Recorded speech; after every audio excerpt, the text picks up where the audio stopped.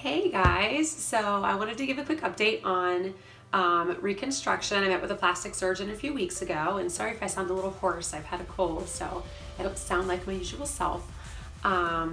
So my husband and I went in for an appointment a couple of weeks ago, like I just mentioned, to talk about reconstruction. So I still have to make a decision whether I just want my right breast removed. That's a given. I have to have that done regardless, or if I want both done.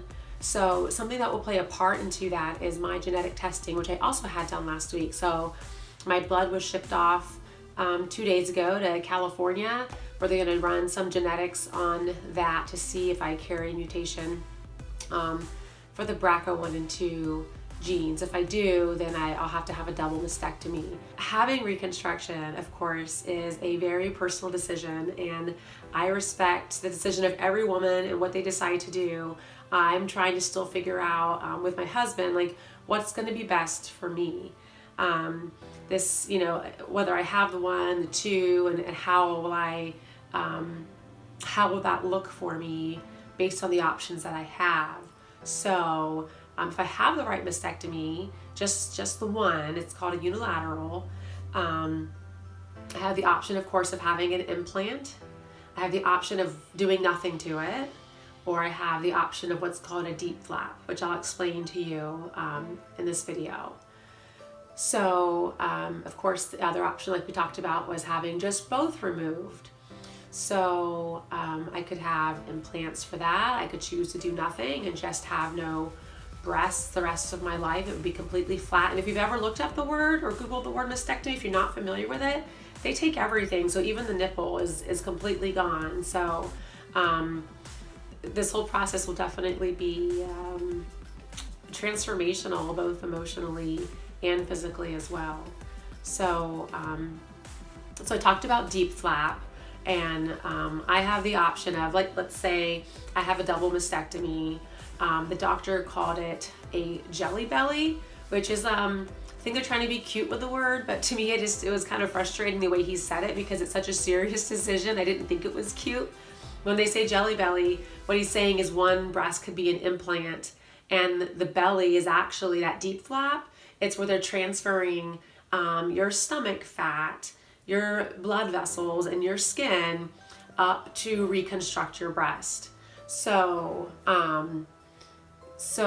it's definitely a hard decision to make. One, am I going to get one or both? And I've kind of been like both to start with.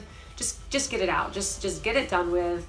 My breast surgeon explained that removing the other breast does not decrease your chances of getting breast cancer again. And that's really hard for me to comprehend. And I just want to say, just do it anyway. Because my cancer, the way, like, being stage 3, the cancer's already spread to the lymph nodes. And so if I get it again, it's likely going to be in my bones and my brain. It can still spread other places, not just your breast. So there's that decision to be made. The way the doctor was talking through, like, what he thought would be best for me was to leave my left breast. This is the plastic surgeon, to leave my left breast and then do the DIEP flap on my right breast, which is, again, taking my stomach and the fat and transplanting it up here. One decision I know that I am 100% sure on is that I do not want implants. And going into this, knowing I was going to have a mastectomy, I just thought you had to have implants. Like, that was the next step. That's what you're supposed to do.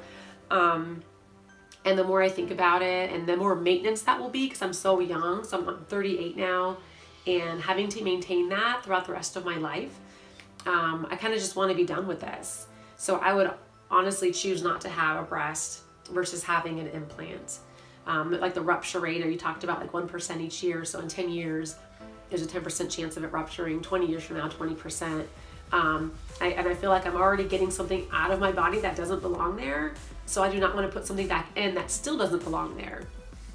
And with that, with having implants, it would be really difficult to go through radiation because that can mess up your implant.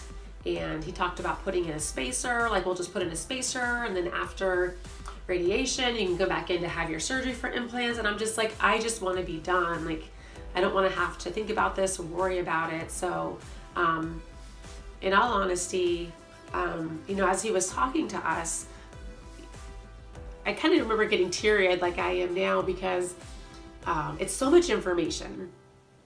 And what it really comes down to is that I don't want to have to make this decision. I don't want to have to choose which way I'm going to cut my body. 1, 2, 3. I don't want any of it. That's the truth of it. So, and I still feel that way today. And it's like, I know it's March now, and my surgery is tentatively going to be in May. And I feel like I'm going to have to make a decision soon. How do I want to proceed with this? It's definitely emotional. Realizing that I will never look the same again as I do today. And it was interesting because I was taking a bath, and maybe this is too much information, but I was taking a bath, and which I never do. My husband just thought I needed one, so he bought me a bath bomb and got a bath running for me. And I was just laying there, and just relaxing and really looking at my body. And I've never seen so much beauty in it as I do today. And I think it's like, sometimes we're just like so hard on ourselves. Like, like we're just not good enough. We're just a little too pudgy. We're just a little too flabby, but really, like, it's kind of like in one of my other videos. It's like, we're just beautiful. We should appreciate that body that we have now. And, it's just, I shared this a few times, that this body is just a shell, of who we really are on the inside. And, I hear myself say that, and also trying to accept it, and to live with that is difficult, but it's true. We should really be loving our bodies more, and stop being so hard on ourselves. And, I would put myself down, by not being, my stomach's not firm enough, or I have these breasts that have, like I breastfed my son for a year, so they don't look like they used to.